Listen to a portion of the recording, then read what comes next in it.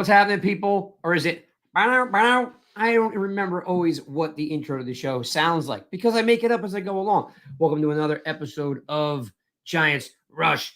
And of course, we got a great show, lots of things to talk about. Draft is over. We're in the middle of undrafted free agency and a whole bunch of other stuff. But today, we're going to work with two folks we haven't seen in a couple weeks, which is Spartan Mike, Nikki Sixx. We're going to bring them in here.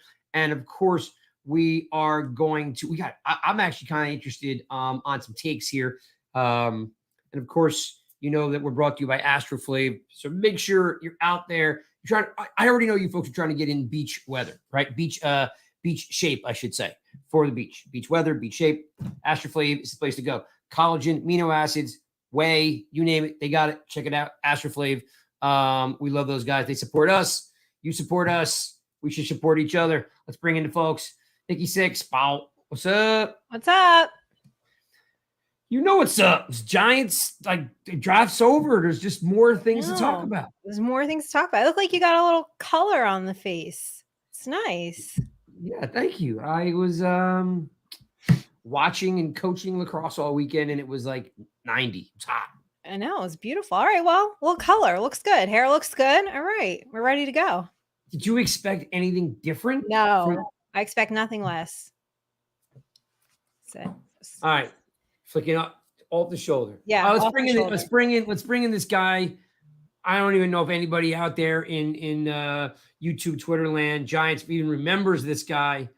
We named him Spartan Mike. Then it became Spartan Mush. We're gonna bring him in because my man's been working like 24 hours a day, 7 days a week, nonstop. He's been in like 17 states in the last 3 days. Let's bring in Spartan. Giants fans, what's going on? Craig, it is good to be back. I don't think we've been on a show together since since we did a draft special where it would have been you, me, and Truth breaking down the tight ends. I think that was the last one. Yeah, and you were missed, my friend. And you were missed because everybody wants to know if I fired you. Where are you? Where's Spartan Mike? And I'm like, Spartan Mike is gone. Spartan Mushes will be back soon. Everyone's excited to have you here. That's right. We need the mush. Contract negotiation crisis. That's all it was. Oh, you were sitting out for a little bit? Yeah, I was sitting out waiting for my fifth-year option to expire. I mean, great. I've been here 2 years, but whatever. We had no choice. We had to. I'm still on a rookie deal. Yeah, we had to. Yeah. Sixx is still on the rookie deal. Yeah. Spartan Mike is now the seasoned vet. We had to go deep on the fifth year option, and next year we might not be able to afford Spartan Mike. So that's right. I got to get the Lamborghinis. I got to pay for the multiple Bentleys, the homes in the tropics, right next to Mark in Barbados. Right, naturally. All those things are true. Well, one, thanks for hanging out with us. I'm glad you guys are back. It's great to see you guys. So guys, draft's over. We got a whole bunch of things to get into. I sent a tweet out earlier in the week, and I see a bunch of you guys piling in the room. I see Darius. I see Daniel, Joe, Jay. I see all you guys coming in. Thanks for tuning in. I tweeted out a little bit earlier this week something, and I don't know if you guys saw it. I'm pretty sure you guys did. It revolved around going back to the playoffs, right? And who would be that player that needed a breakout season? Now, because remember, schedule going to be harder, right? Right. Expectations going to be higher, right? So who's the one guy, and I'll gonna hand it right to you guys. Spartan, who's the one guy? Now, let me phrase this correctly. Who's the guy that has to exceed expectations or have a breakout year to get the Giants to the playoffs? Because it's going to be Giants aren't going to the playoffs if they don't win at least 9 games in this division with the Eagles and Dallas, right? And even the Commanders have gotten better. Yeah. So who's that guy, Mike? Who's that guy that has to have a breakout year, to be like, wow, we're putting the pieces together? When I watched the team last year, right? I mean, a lot of guys stepped it up around the field.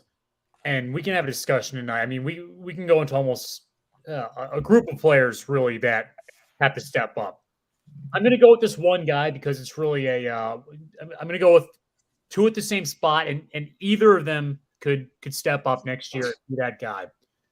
At the wide receiver position, we need somebody that's going to step up and not just be a guy that can catch a few balls here and there. We need somebody that can really fully ball out and really own the game of football and enhance our receiving game, because that's what was so devastating about watching our offense last year.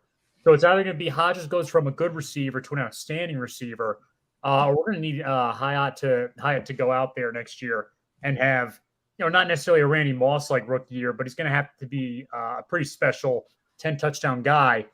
That's what's really going to get us to the next level. Nikki, I'll let you go to the next one. I do have an honorable mention though. Oh. Okay, go ahead, Nikki. Like, tell me, and Mike, both those are interesting picks because if it's Hyatt, you're talking about a guy in the rookie of the year type of conversation, right. and Hodgins definitely has some of the ability to have a breakout year, right? Because I think so. He came in with low expectations and exceeded them, for the Giants. So I like your pick, and you're probably the first one. I got a lot of cookie cutter answers with Neal and Jones, and that seemed like, I don't know if Jones can have a breakout year. He's already on his way to showing you what he does. Exceeding expectations, yes. Neal could have a breakout year. Nikki, your thoughts? That one player that's going to help you literally catapult you to the playoffs is who? Like, who's this person, and what are they going to have to do? Well, mine is cookie cutter answer. It is Evan Neal, but that's because he has to, right? So he started 13 games at right tackle, but in that time he surrendered 52 pressures and 8 sacks. So, this season he said he's working with all-pro. He's training with all-pro offensive lineman Willie Anderson. And Willie said they're working on his stance. They're working on his footwork, and they're trying to find something that he's comfortable with, and he's confident that he's going to get it. And listen, I think he'll be okay, but he has, you want to talk about, the expectations are sky high for him. So, and he's falling short, but I think he's putting in the work now, and he's taking the correct steps. And so I think if he can get the footwork right, get the stance that he's comfortable with, I think he will elevate his game and that line, and he needs to. And your point on Hyatt, this kid, I'm so excited for him. I got to watch him at mini rookie camp and listen to him. And just, when he comes to the podium, he is just so humble, so grateful. But this kid's got a chip on his shoulder. He is mad that everybody passed on him. And he is so happy the Giants traded up to get him. This dude's ready to work. Yeah. I love it. Yeah. I heard, I think Neal's a good pick. Again, there was like 200 plus comments, on this tweet today. Because my thought was, when I look at all the years, the Giants were good. There was one guy that just balled, just you couldn't stop him. You know what I mean? It was like, wow, this guy, you just can't stop. You couldn't stop, Tiki Barber in that 2000 year, right? You couldn't stop Strahan in that 2007 year. Not that Strahan had a breakout year; he was already great, right? But guys just when you really dig into it, there was some guys. 2011. Yes, exactly. You know what I mean? Like guys just there's some guys you're like, who is the where did this come from? You know what I mean? You just don't expect I never expected Jake Ballard to step up the way he did. Right. The guy caught 30 passes at Ohio State. 2011, the dude catches everything thrown at him, right? Yeah. So sometimes it's interesting to find that one guy. And two people of all the comments that were, again, it was 200 plus comments. One said, and I think Paul Dottino jumped in on it a little later, was whoever CB2 is, right? Yeah, Whoever CB2 is. And then, of course, one other person said Flott. If Flott has a breakout season, right? And he's locking dudes down and he's got 3 or 4, maybe 5 picks, you're like, holy smoke. That makes a huge difference, takes a little pressure off of Banks. Would you guys agree with that? I couldn't agree more. And I think the one thing that you're bringing up, Craig, is a brilliant point. The fact that, what makes the Giants teams good and special in years past is guys that weren't expected to step up and ball out did, right? Kevin Boss, We can kind of go down the list here. But, Ahmad Bradshaw. Ahmad Bradshaw, 7th round pick, right? And you look at the Giants from 2017 to 2021, the biggest issue they had there is that guys weren't stepping up. And a lot of guys, fans are always saying, like, why can't we just add more talent? We have to add talent. But sometimes the means for a talented football player is there, and then either the culture or the players themselves aren't stepping up. And Carl Banks was always alluding to that as a problem over the course of that 5-year stretch, that the Giants didn't have players that were that it guy that made everybody elevate. We had on our show last year Leonard Marshall, right? And he talked about that. He came to the Giants, and there were a bunch of party guys. And then, him, along with a few other notable Giants, turned the foundation of the culture around into a team of expectations that were very high. And that's what we need here. We need a few guys to step it up next year. So, Nikki, I'm looking through the chat, and Darius and Jay and the legend Danny B is in there. And these guys are chopping it up, and they all do have a very good point, except for Dan about me paying for something. Yeah, so you're taking us to Vegas. That's like awfully nice of you. Wow, team trip, Vegas. Yeah, let's do it. I'm not sure we've graduated to that yet. I'm not sure the Spartan, that's in our contract, right? I'm not sure the Astroclave money is that deep quite yet. If you don't get that football scholarship in a few years here, then we get Vegas, right? We might have to. Yeah, we might have to ride on Little Rush's back for a while, but it's going to be. We'll let you pick. It could either be Vegas or Miami. So we'll let you pick, and we pick one of those options. Two cities I could definitely die in. Okay, just saying. For sure, we all can. Yeah. So Nikki, they're all chopping up on Tibbs. So Tibbs Tibbs could have a breakout year, right? He could be a 10 if he's a 10 sack guy. An 8-sack guy, all of a sudden you're thinking, wow, like that makes a huge difference. If he's pulling down 50 tackles and he's got 8 sacks, 10 sacks, like now again, you're talking about like the best defender on the team, or 1 and 2 with Dex. If Dex has a great year, is he capable of breaking out, Nikki, this year? Now that he's got that year under his belt? Yeah, I think so. And I think exactly like you said, we have the year. He's got the year under his belt. He just get held a lot. I was really upset with that last year. I felt like there were so many missed calls for him in particular. But I think, he's going to be fine. I think Evan Neal's going to be fine. Like these guys are getting another year. And we've got the same coaching staff in place for the most part, right? So we have continuity going into year 2 with these guys. I think that's super important. So he can absolutely have a breakout year. Yeah, Darius said is literally right in step with you about the holding calls that were missed last year. It was almost felt like they were like, settle down, rookie. You know what I mean? Yeah. Like almost like, kind of almost teaching them a lesson. Like, hey, welcome to the NFL. We'll get these next year. But for now, you got to pay your dues. That's kind of what it felt like, right? A little bit. Now, Spartan, Tibbs, Neal, like a CB2, right? Whoever that's going to be. I'm assuming going to be Banks because we moved up for him, right? For sure. How about a guy like Waller? So Waller, we already know is a stud, but he's been hurt back-to-back years. Now, it might not be a breakout year, but like exceeding expectations. We're all like, we know he's going to be good, but he has been hurt back-to-back years. Can he go out there and exceed expectations? Yeah, I definitely think so. I mean, look, a lot of guys, fans, we write off players that were injured just because we haven't heard the name in a while. Doesn't mean they have the inability to go out there and play good football. I think Waller could definitely come off this 2-year stretch and go out there and be a top 8 tight end. I don't think that'll be an issue for him. It would be very similar to Blake Martinez. By the time he got to the Giants, we signed him for a good contract, not a fantastic one. Then Martinez came out there and had a really good year. That's kind of what I'm hoping for Waller. He doesn't have to be the best tight end in football. I don't have those expectations, but he definitely has the ceiling still where he can be a very good, formidable tight end that's difficult to cover and really elevates that offense.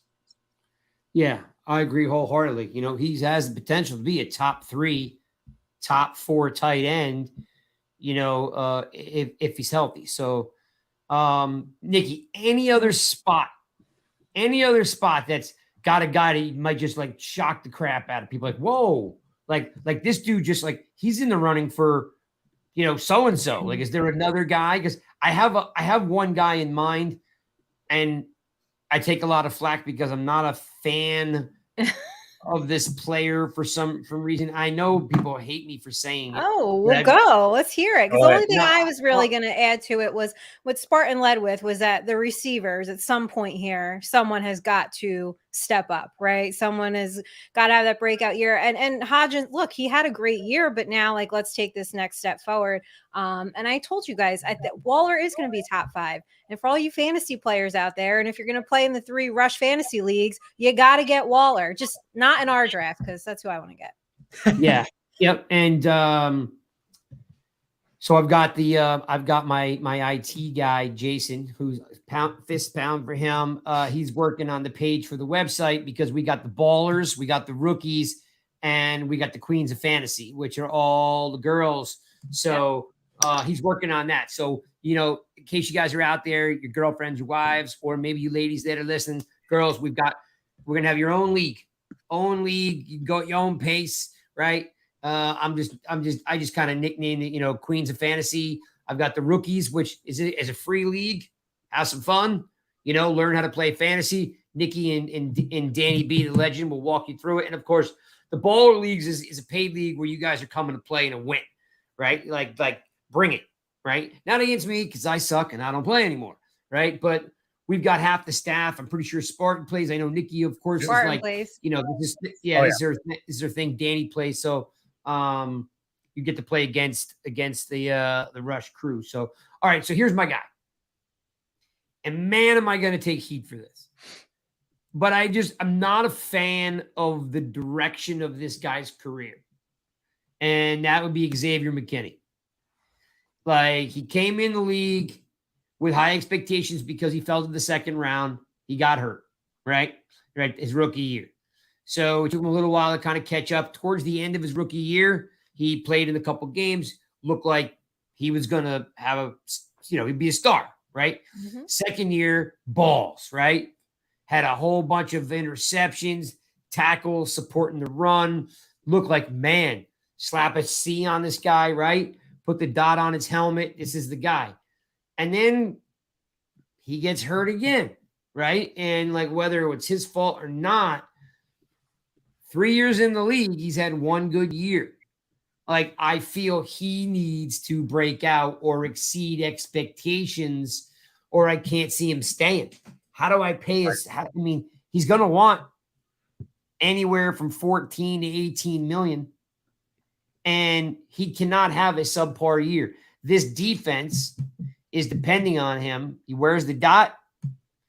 He calls the defense. For any of you guys that don't know what that means, there's a green dot in the back of his helmet. Means that he's got the walkie-talkie, the radio in his helmet. He can call he calls in the plays, but he needs to have a 60-yard tackle year, 70 tackle year, because as we know, who's not here? Julian Love with 136 tackles, right? So McKinney's got to have at least 70 tackles. Right. And of course, the ball skills. We need interceptions. We had no turnovers last year, right? Barely any. So my other guy would be for a guy that we need to perform or outperform to go to the playoffs would be Xavier McKinney.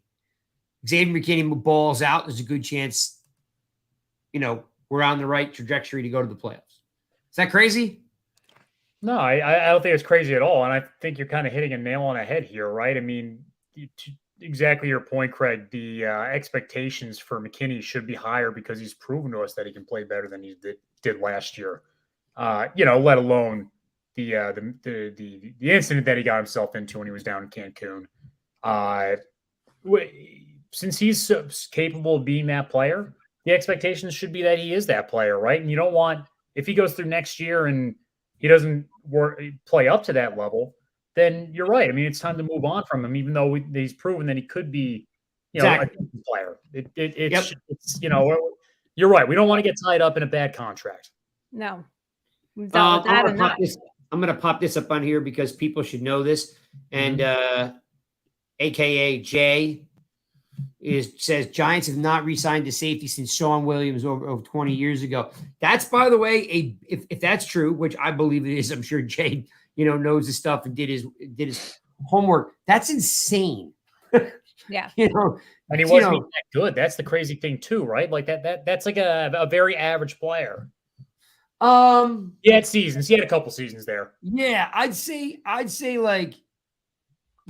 he was a good safety, kind of like, but he wasn't Antrell Roll, right? Right. Yeah. Kenny Phillips got bad knees and got hurt, but he was never going to be Kenny Phillips, right? And he's definitely not Xavier McKinney, and he's definitely not Julian Love. But for that time frame, he was a hard hitting, good safety.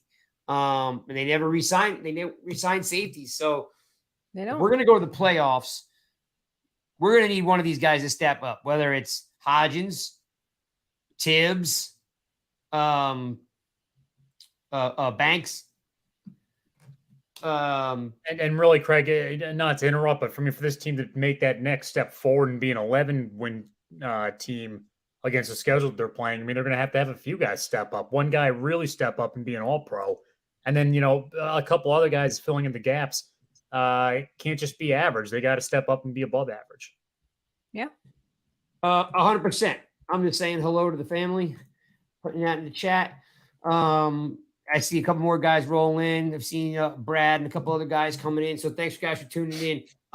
Yeah, you're right. So let's kind of put a bow on it. If the Giants are going to go back to the playoffs, and I'll put this back up here so people, in case you're, like I said, you are a little bit late. Was breakout player. It's either going to be, one of or a combination of Neal and Tibbs, Hodgins and Flott, Banks, or McKinney. Those 5 guys are going to hold a lot of weight to the Giants winning 9, 10, 11 games. Yeah. We already have expectations. Jones and Barkley, and Leo, are going to do well. But if Flott has a great year, if Banks has a great year, if Tibbs has a great year, if Hodgins has a great year, if Hyatt balls out, yeah, you're in the right. You're closing the gap between you and Dallas and Philly. Yeah, absolutely. And that's what we need to do. And I think that's the point, right? It's actually not just one player, there's multiple positions and multiple players who have to have a really good year. Well, that's very well said. All right. This is going to be let's move on to something that I got to give Danny B, the legend, credit for, because I was thinking, what did I want to do different tonight? So I think a lot of people are tuned in for, and I see people piling in the room. Over the years, the Giants have had what I call villains. Okay, they have players that just have the Giants number, and they break your heart year after year. Your dad's heart, your grandfather's heart, your unborn child's heart will be broken by some of these players. I'm going to ask you each for one. I have a little, and I know this is going to be painful, but I have a little video tribute so everyone can see what we're talking about. Yep, I know. It's not easy. This is my number one too. All right, so I'm going to start over with you, Nikki. Who is the guy who is like one of their, and this is kind of in homage to Cinco de Mayo. We're gonna try to come up with the top 5 villains of all time, or at least modern day football, which is like 1970 up, right? Yeah. Give me one of your top 5 villains. I have to go DeSean Jackson. I know that's everybody's one, but that hurt even more so because I was at that game with my dad and we were so excited to go. And it was like, oh my God, we're beating the Eagles. Like, yes, we got this. And then no, just your heart just shatters and breaks like all over the place. I actually hate the date December 19th because of this game. And I just he's burned the Giants so many times, but I can't have, that one was just, you're having a memory, with your dad. And it's like, oh God, your heart just get ripped out and trampled all over the floor. And then you leave MetLife and here come the Eagles fans just throwing beer bottles at you. Like, okay. So just the whole, from that point on, running it back on, it was just like awful. It was so bad. So DeSean Jackson, wide receiver for the Eagles. The play that Nikki's talking about is 2010. It's a 65-yard return. Mind you, what happened 8 minutes leading up to that return, right? They blew a 21-point lead. Yeah. Correct. And what makes this interesting is one, it's week 15. It's the end of the year, right? A lot on the line. And what makes this play so unique is that not only does they kick the ball to DeSean Jackson, who's a speed burner, wide receiver for the Eagles, wiry dude, 5'10", 165 type of guy. But he drops the kick, right? He drops the kick. And for all you folks that have never seen it before, let's rip your heart out one more time. They do. Takes it at the 35. Henderson picks it up. Looks for running room. He's at the 40. He's at the 45. Midfield. He's at the 40. He's let it go. DeSean Jackson. I don't care if he jumps, dives. He's running around, and he's in the end zone. And there's no time, and the Eagles win. Yeah. Merry effing Christmas, right? Come on, Craig. All right, I'm done. I'd rather go watch the Knicks. Now I'm depressed. Yeah, it is rough. DeSean my Jackson whole list is Eagles players, actually. With the Yeah, exception of yeah. one. Listen, so our friend Brian Rascona from WFAN apologized that he couldn't participate in the chat tonight. And he goes, but however, I want to send you my list top 5. And it was literally, I said, is that your top 5 list? He's like, that's my nightmare list. And it's all basically, 4 Eagles players and one Dallas player. That's not what I got. That one's really hard to watch. Again, 2010, week 15, drops the kick, takes it back 65 yards. Everybody thinks the game is over. Spartan, top 5 villain. Do you have one? Top 5 villain. I mean, one I'm going to have to go with is, and this is a throwback. And to be honest with you, I actually wasn't alive when he played, but you watch the highlights and you listen to players that got driven nuts. And it does piss me off knowing that even during our best stretch, we still struggle with the Eagles. Randall Cunningham, his best highlights are against the Giants. You watch the Carl Banks missed tackle and, lo and behold, he gets a bomb of a touchdown. Hey, real quick, we're going to have so many players tonight that wear that Eagles jersey. Yes. You just say to yourself, are there any Giants players that Eagles fans say, oh, yeah, that guy really owned us for that stretch? Yes. Do you have that? Yes. Tell me, Craig. Yes. There is one that there are Philadelphia fans and players that still have nightmares today. Who is it? And that'd be one Lawrence Taylor. Lawrence Taylor broke the back of Ron Jaworski, Wilbert Montgomery, Harold Carmichael every single game for 13 years. Okay. He has more sacks, I'm pretty sure, against the Eagles or the Cardinals than any other team that he played against. So real quick, that makes you wonder then. I mean, did they get Cunningham, the Eagles, to try to have an offense that can equip to face Lawrence Taylor? I mean, we'd have to see if we can dial in, what do you call it? Eagles coach, Rams coach, Vermeil. Yeah, would they have overlapped? Would they have overlapped with Cunningham? Well, I'm sure he would be being that he knows the Eagles the best. I'm sure he'd be able to tell you what the philosophy was because he was gone. I'm pretty sure Vermeil was gone the time they drafted Cunningham. And, Cunningham was just he was different than anybody, right? I mean, Cunningham could run. He could heave the ball down the field 80 yards. Yeah. And as you alluded to, listen, Carl Banks made an unbelievable sideline tackle, literally knocked Cunningham off his feet. And he literally just stuck his hand in the ground. He went from horizontal back to vertical within seconds. Cunningham was tough. Yeah. He was really tough. I was going to say, I like Nikki's, but there's one that's even worse for me. 2003, right? 14-10, the Giants are winning. There's 1 minute and 16 seconds left. It's week 7. Yeah. And all Jeff Fiegels needs to do is he's a top 3 punter. All he needs to do, and he's a directional punter. So it's all he needs to do is kick the ball out of bounds. And what does he do? This is what he does. Jeff Fiegels will kick, and it'll be a directional kick attempt. Bounces at the 21 and picked up by Westbrook. Westbrook on the return. Here comes Westbrook. He's got a lead. Here comes Westbrook. He gets by.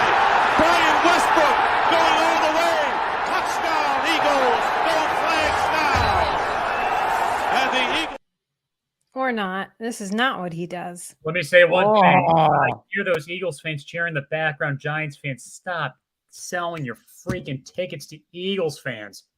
God, it pisses me off. Yeah.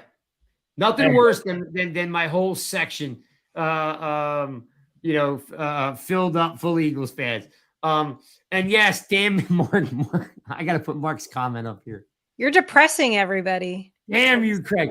Listen, look, it's worth talking about who are, the Giants villains of all time. It's worth it. Listen, next week we can do heroes. Next week we can do heroes. Oh, this is Spartan. We get the villain show. I mean, Let me just say one thing, and for the fans out there, Nikki, Craig, let's remember we're going through villains right now. Right. None of these guys really hurt the rest of the NFL. And remember one thing about the New York Giants: when it comes to guys like John Elway, Joe Montana, Tom Brady, these guys don't give us nightmares. Why? Because we beat them. The Giants beat them when it mattered most. We got Super Bowls against these top players.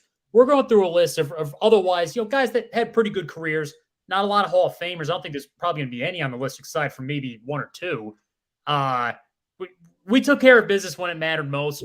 It's just the pesky in-betweens that really just drive us nuts still. And guess what? Every team, Spartan, every team has villains, right? Exactly. But not every team has 4 Super Bowls or more.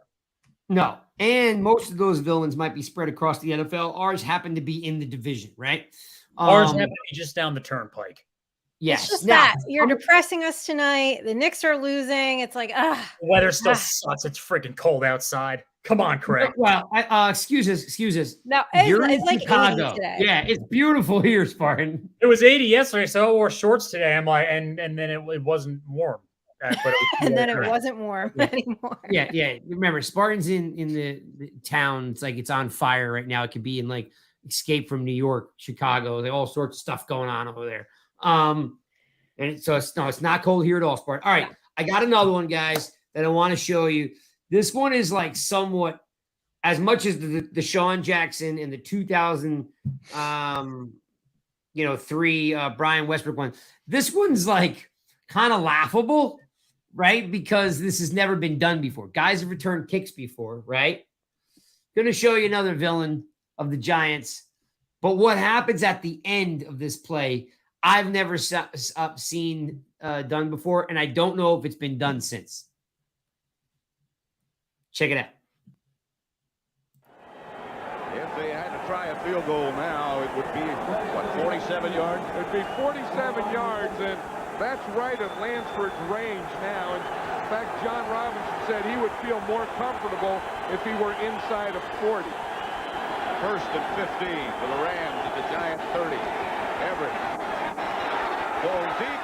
Touchdown to Willie Anderson. And he doesn't even stop. He's headed for the locker room. The Rams win it. Anderson burned by Mark Collins. And this place got very quiet very quickly. Painful. Cool. All right. I see they're calling you King Grinch, and I agree. All right, wait. So let me give you the backstory. That is the 1989 NFC Championship game, Giants versus Rams. That's a divisional round. I think it's the NFC Championship game. No, because the Rams would have lost the 49ers the next week. All right, we'll look that up. That was one of the best teams the Giants have had in between that run, that 86-91 run. That 89 team was really, really good. They lose 19-13 in overtime. And of course, what I was alluding to was Flipper Anderson takes the catch, who, by the way, is from New Jersey, makes the catch. and goes right down the tunnel, and he's never seen again. God. Awesome.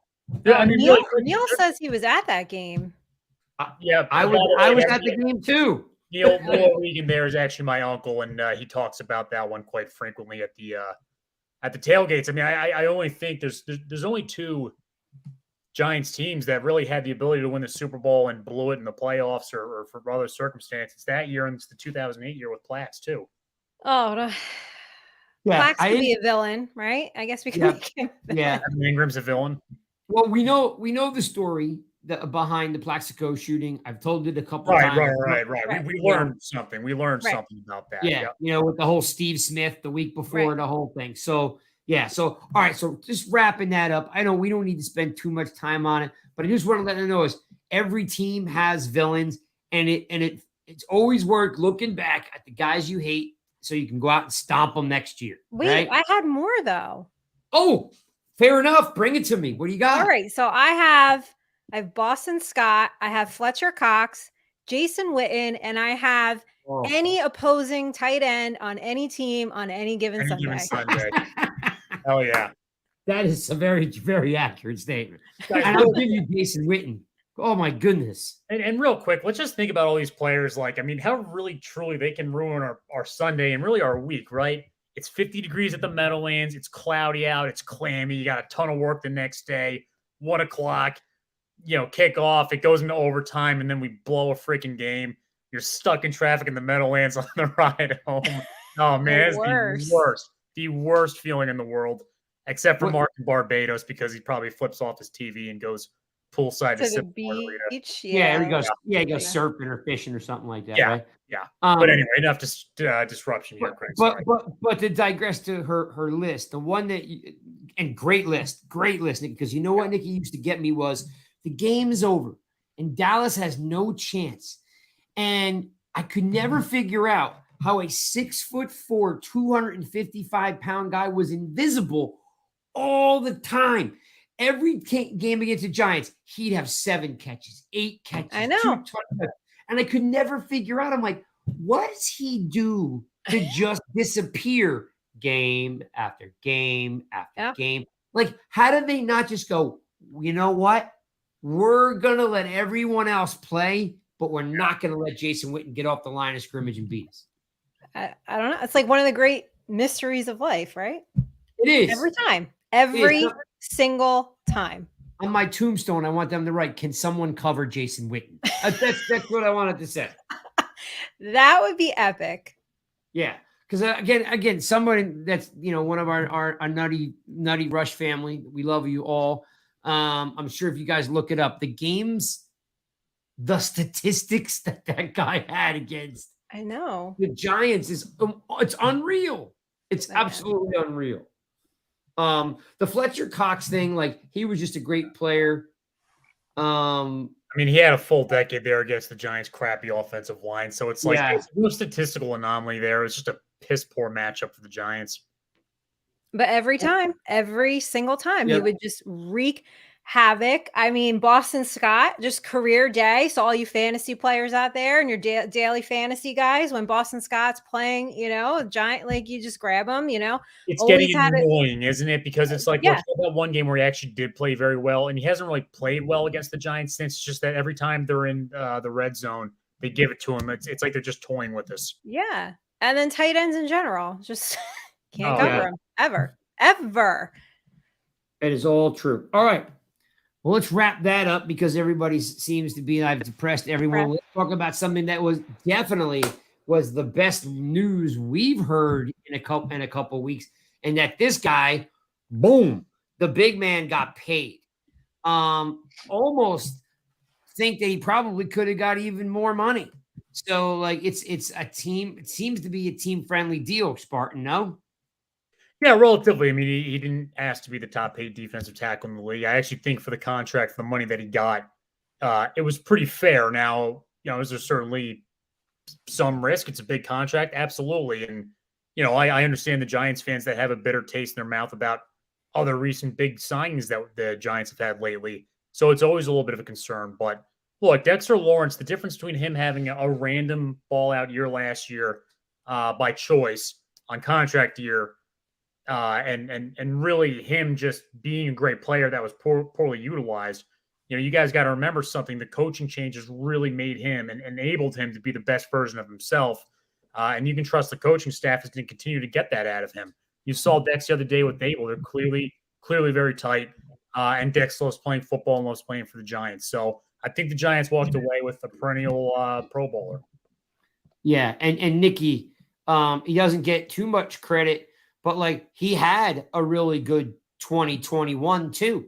Like it wasn't like he just showed up this year and grabbed the money and left. Like he had a good 2021. He had a great 2022, as a young player developing. And I got to stand up and say, look, I didn't even think in the beginning of the year that he should have been a captain. Like I was like, why do we have another captain?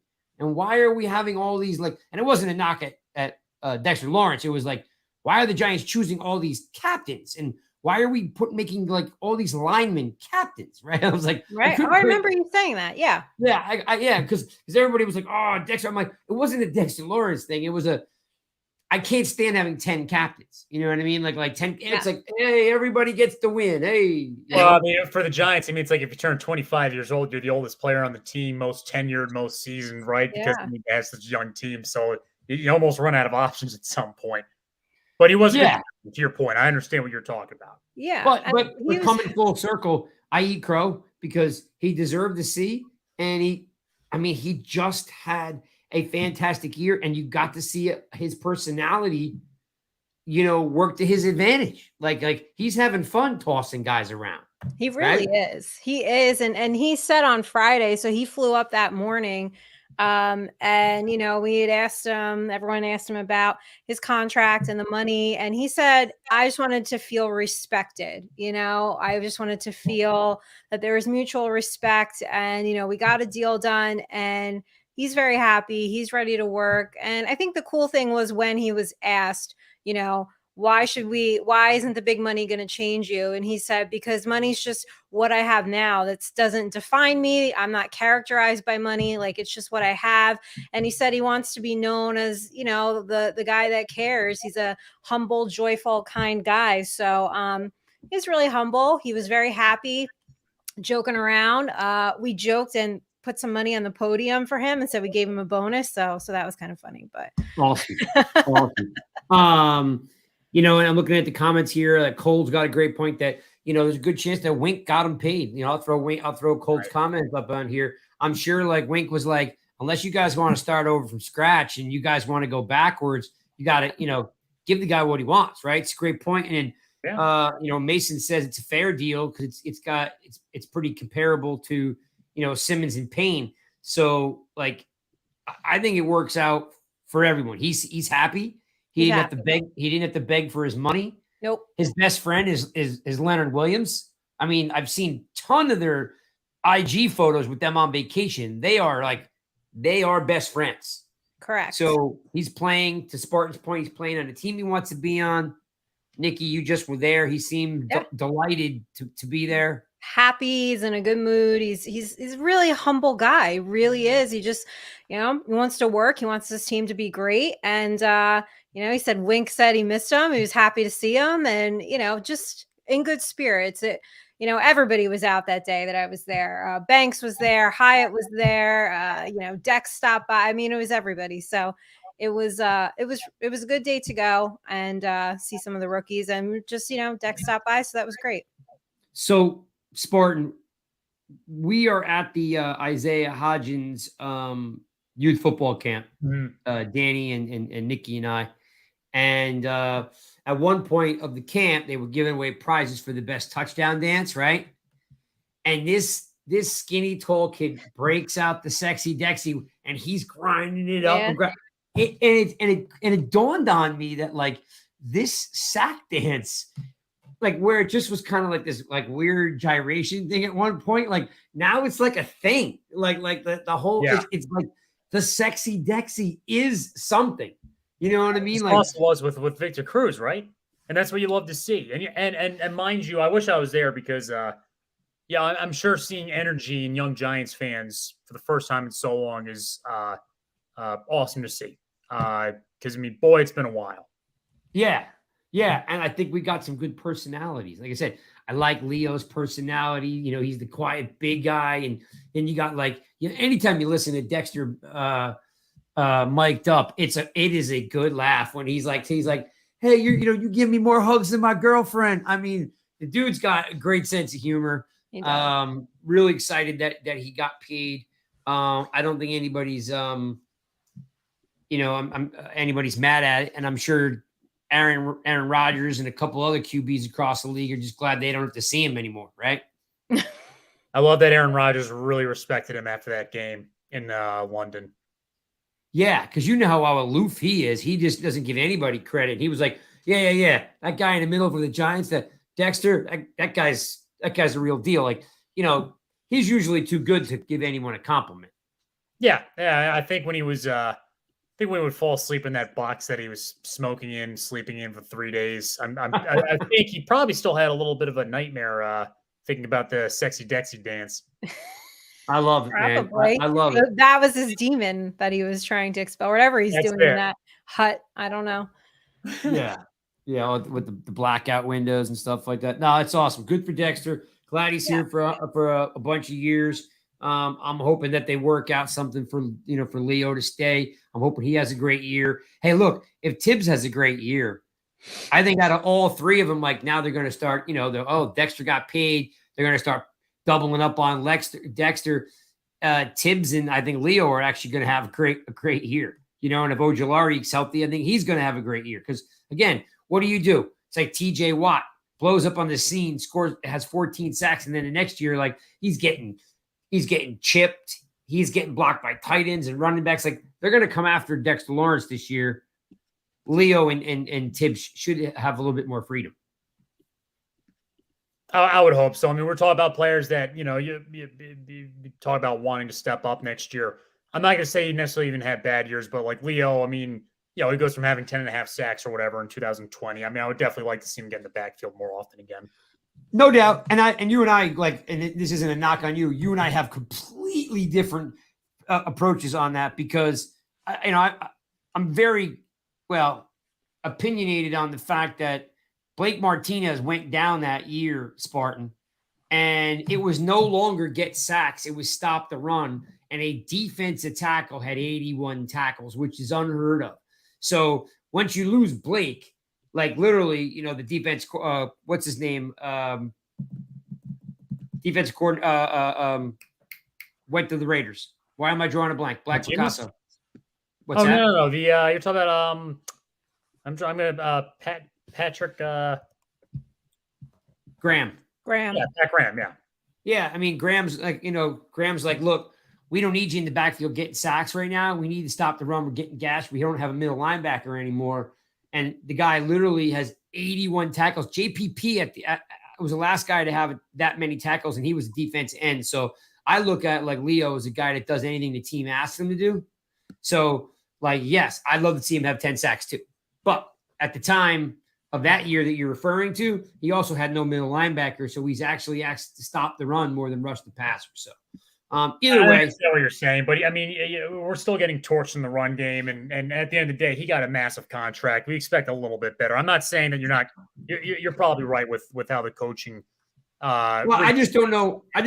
Find me a defensive tackle with 70 tackles or 60 tackles.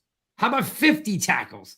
He had 81 tackles. Like it can't be dismissed. Yes, he got a big contract, and he led the league from a defensive tackle standpoint for tackles outside of Aaron Donald. He had 81 tackles. Like, that's not a guy who had 20 tackles and 3 sacks.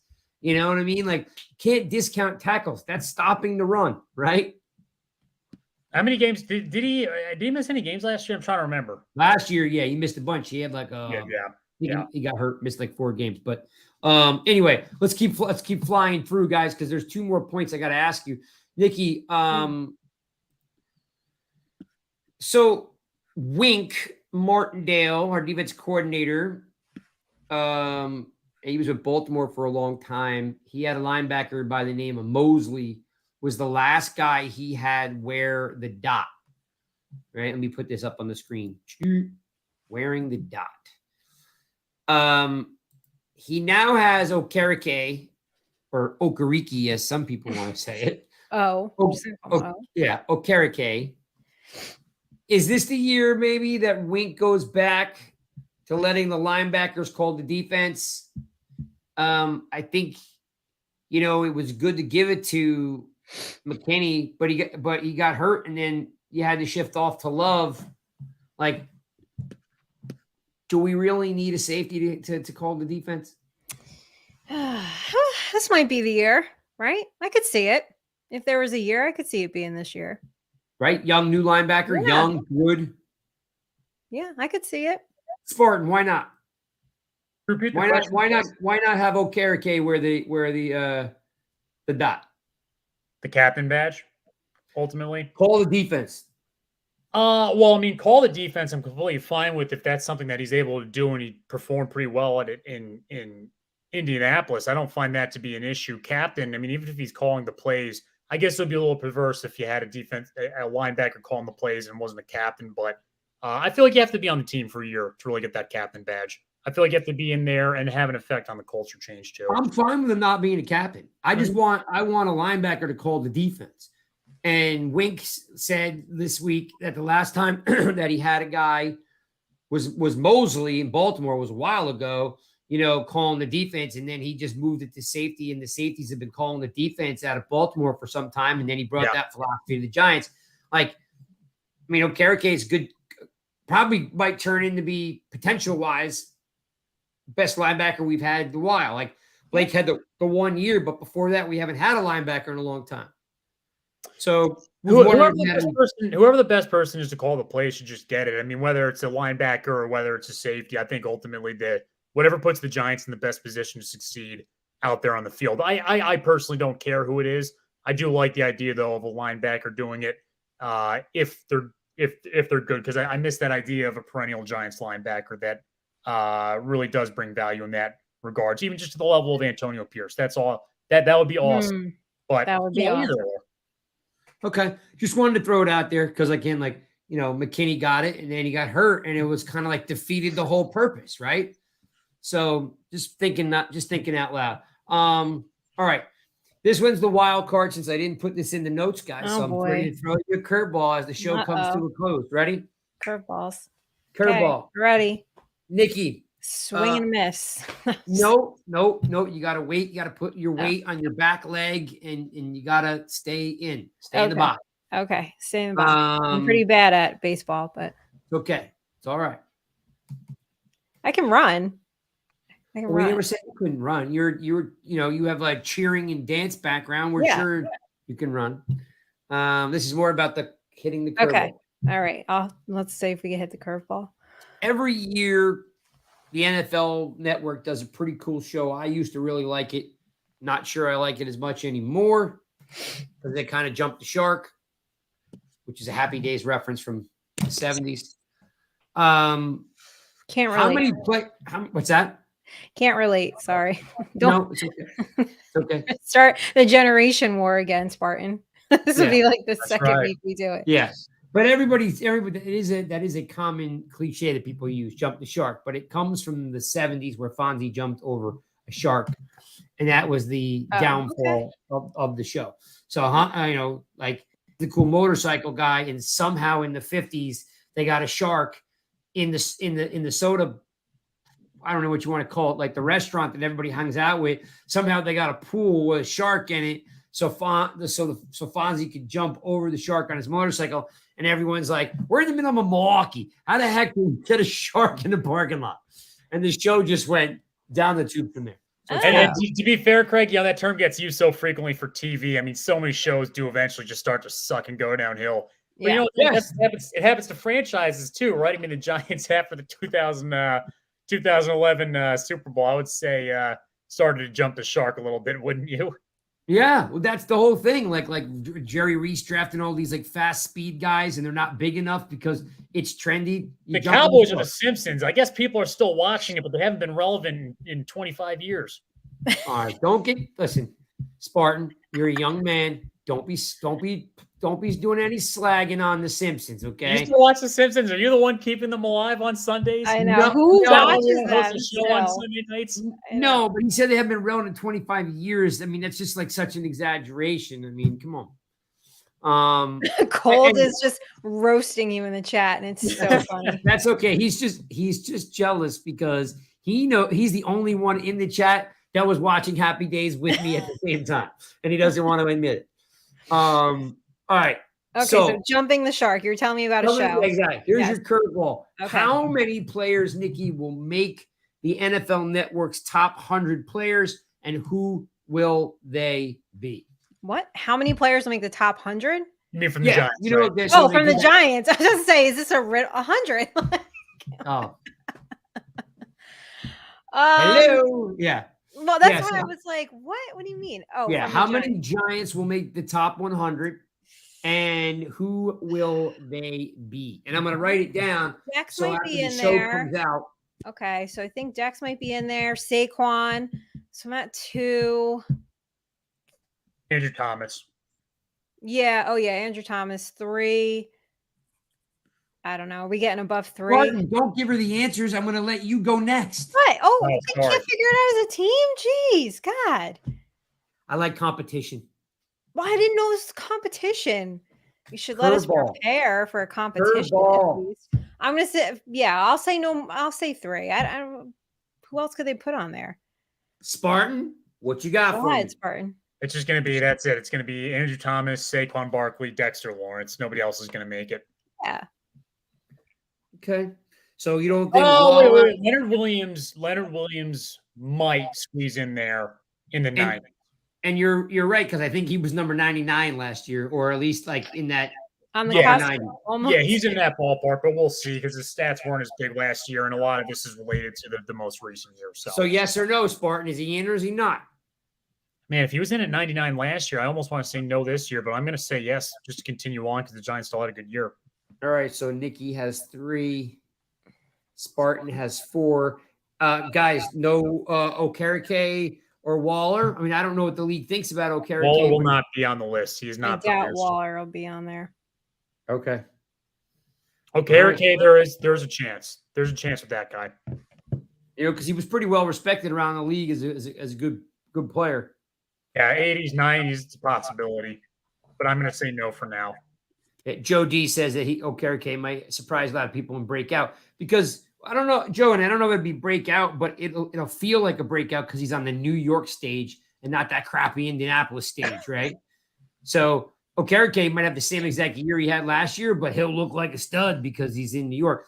And by the way, for anyone that's been paying attention, if you notice the schedule and the games are all being worked on right now, the games are basically now, guys, going to be for like bid, like an auction. Like teams are going to get, like they're not guaranteed prime time anymore. I don't know if you saw the news today. No, I didn't see that. No, I didn't see What's it. the news here?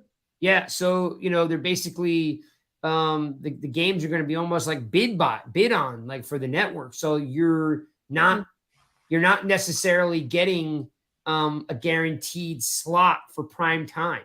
Like they may even have 2 games on Thursdays, 2 games on Sundays, like depending on the networks when they want to, how much they want to pay for these games to distribute them. It's basically the games aren't owned by anyone any longer. The rights aren't owned by these networks anymore. It's like an RTB, real-time bidding. They're going to bid for these games. Wow. And so it's not, I don't know. I haven't looked too far into it. My problem is like, everyone hates Thursday Night Football as it is. Why would I want 2 games? Listen, there's going to be a game on Black Friday.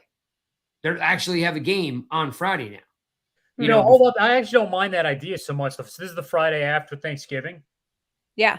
I would actually be okay with that. I would prefer, listen, if I were a Giants fan with season tickets, I'd rather go to that game than if they got scheduled a home game on Thanksgiving. I'd be pissed. Oh God. How about no primetime games for the Giants? Because they're always awful. And then I'm like, I should have just went to bed. Like it's a Right. nightmare usually. Tell you what, Well, if they yeah. had Saturday night football, which they're not going to do because of college, I'd say, night games are awesome. Right?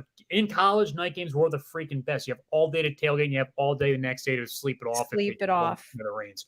But Sunday Night Football sucks. Oh, it sucks so Especially these bad. Colts. Yeah, but it's not the worst. Is Thursday night football is the worst. I agree. Well, because the matchups are horrible. Yeah, matchups are horrible, and if the Giants play on Thursday, it's like a nightmare. Like Stop getting breaking up out of there and work. going home. It's almost like worse like the day of than it is the day after. At least the day after is Friday, but like, I mean, yeah, trying to bust out of work early to get to a game you can't tailgate for. Yeah, I think then if you're really going that far, Monday is the worst because next day you wake up, it's Tuesday. Get stuck in 3 hours traffic Yeah, jam on the Mondays- ride home yeah. from Meadowlands. Damn it. Yeah. You've never seen me drive down the New Jersey Turnpike so fast at 2:00 in the morning. I'm like, if anyone gets in my way, I'm just because everyone else in the damn state's asleep except me. Absolutely. Yeah. Right, the Giants Oh, like God. give up that last second touchdown to Witten or whatever, and the 7th. Damn it. Yeah. And meanwhile, I'm getting off at exit 3 on the turnpike. The entire world is Oof. the whole world is asleep, like and they're out, and I'm like, "Brrr." You wake up the next morning at 5 a.m. for work. You're just like, oh my freaking God. Yeah. Brutal. Thank God I work from home now, right? Yeah. Yeah. Well, we I hope I didn't depress everybody. We had a little bit of fun.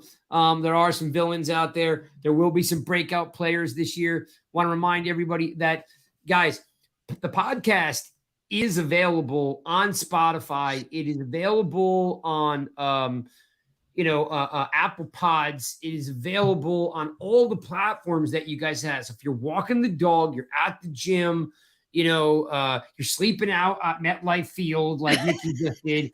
Like, all you need to do is go to your favorite podcast platform, Spotify, Stitcher, whatever it is, pump in Giants Rush, bang, it comes up. Now you're listening to me and Nikki and Spartan and Chris and Danny B, and of course the new guy Alex, and of course the truth. Like, we are really fine-tuning what we do. So when Alex is on, guys, give him a warm welcome. Tell him that you're glad you're part of the Rush family. So also the store is open. I see a couple of people have been asking me about these. I need some workout gear. That's what I'm asking for. Well, that one I got to work on because, again, it's nothing personal against our audience, but our audience is it's just not female based. You're talking about like 30 women and not 40. Okay. There's 40 of us in the Real Housewives of East Rutherford chat that we just started, that Mal started. So I think the Rush, That's the awesome. Queens Okay. League is going to come from there, and they do work out. So if these 40, let's make it. How about right that, here. Craig?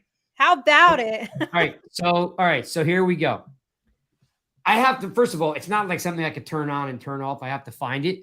But if these 40 women follow me on Twitter and subscribe to the YouTube channel, I will get Rush, whatever you want to call it, Rush workout gear. How's that? Okay, but I still need like a sports bra and some yoga pants. Hey, do you want to hear the tagline that we have? So the Real Housewives of East Rutherford, right? So this is 40 female Giants fans, and our tagline is because these gridiron bitches know how to lay the smackdown. And guess what? We got gear. We've got sweatshirts, we've got t-shirts, we've got tank tops. How cool is that? What does pretty this cool, group not gonna do? lie. It's the top 40 like female Giants fans. Like Allie's in the chat, Mal's in the chat, Kate's in the chat, Catherine's in the chat. Why are they excluding everyone else? Why? Because it's a place where we go and we talk about certain people and we want to mute them, and we just can't stand some of these people on Twitter. That's right, Craig. Not all men on Twitter are gentlemen like us, unfortunately. Yes, It's- correct. it's throughout No, the- it is. It's really fun.